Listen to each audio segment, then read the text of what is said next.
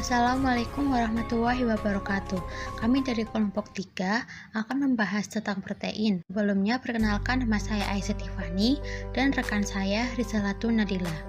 Pokok bahasan yang akan kita bahas yaitu yang pertama ada definisi dan fungsi protein, yang kedua ada jenis-jenis protein, yang ketiga ada sumber makanan protein, yang keempat ada kebutuhan protein, yang kelima akibat kekurangan dan kelebihan protein, dan yang terakhir tata atau artikel kasus tentang protein.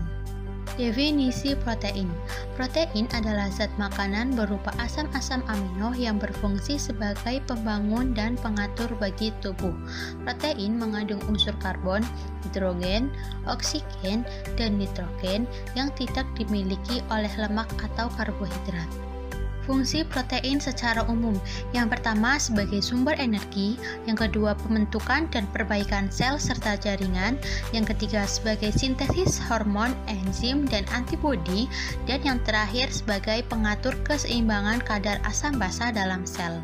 Fungsi protein secara spesifik, yaitu yang pertama sebagai enzim, yang kedua alat pengangkut dan penyimpanan, yang ketiga penunjang mekanis, yang keempat media perambatan impuls saraf, dan yang terakhir sebagai pengendalian pertumbuhan. Jenis-jenis protein ada 4. Yang pertama berdasarkan fungsi biologis dibagi menjadi 7 macam, yaitu yang pertama protein enzim, protein pengangkut, protein struktural, protein hormon, protein pelindung, protein kontraktif, dan protein cadangan. Yang kedua berdasarkan komponen penyusunnya dibagi menjadi 2, protein sederhana dan protein majemuk. Yang ketiga berdasarkan asam amino penyusunnya ada 2 macam. Yang pertama protein yang tersusun dari asam amino esensial, dan yang ketiga protein yang tersusun oleh asam amino non-esensial. Jenis protein yang terakhir yaitu berdasarkan sumbernya. Ada 2 macam, yaitu yang pertama protein hewani dan yang kedua protein nabati. Apa sih perbedaan protein hewani dengan protein nabati? Yaitu yang pertama, protein hewani memiliki kandungan asam amino esensial, sedangkan protein nabati mengandung asam amino non-esensial. Yang kedua, sumber protein hewani lebih banyak vitamin dan mineral dibandingkan protein nabati. Protein nabati tidak mengandung kolesterol dan asam lemak jenuh, sedangkan protein hewani mengandung kolesterol dan asam lemak jenuh. Yang terakhir, protein nabati membantu menurunkan berat badan. Sumber makanan protein. Yang pertama ada protein hewani.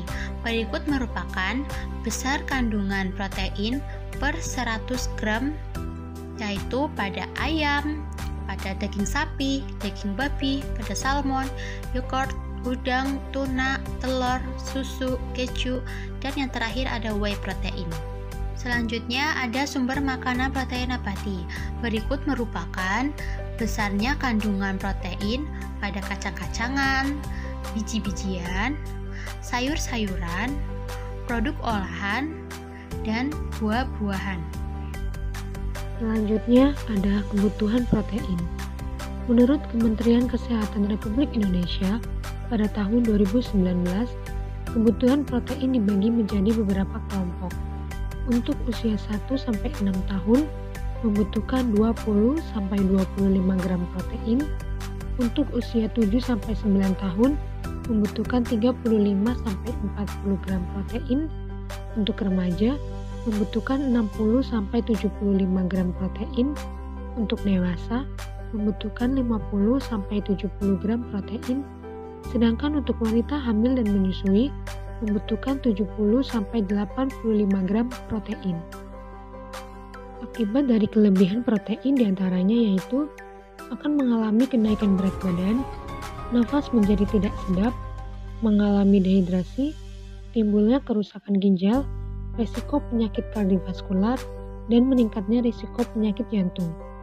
Sedangkan akibat dari kekurangan protein yaitu timbulnya pembengkakan terutama di bagian perut, kaki, dan tangan, perkembangan anak akan terhambat, dan gangguan fungsi otak, serta kesehatan mental. Pengaruh diet tinggi protein terhadap kekuatan otot atlet. Diet tinggi protein merupakan konsumsi protein dalam jumlah melebihi angka kecukupan protein yang direkomendasikan untuk individu yang terlibat dalam program kebugaran umum, yaitu melebihi 0,8 sampai 1 gram per kilogram berat badan per hari. Diet tinggi protein mempunyai implikasi penting terhadap ukuran dan kekuatan otot. Asupan protein mempengaruhi massa otot melalui perubahan sintesis protein. Dengan diet tinggi protein ini menyebabkan peningkatan keseimbangan protein ke arah positif yang kemudian menyebabkan peningkatan sintesis protein. Peningkatan sintesis protein secara perlahan akan menyebabkan hipertrofi otot yang pada akhirnya akan berpengaruh pada kekuatan otot.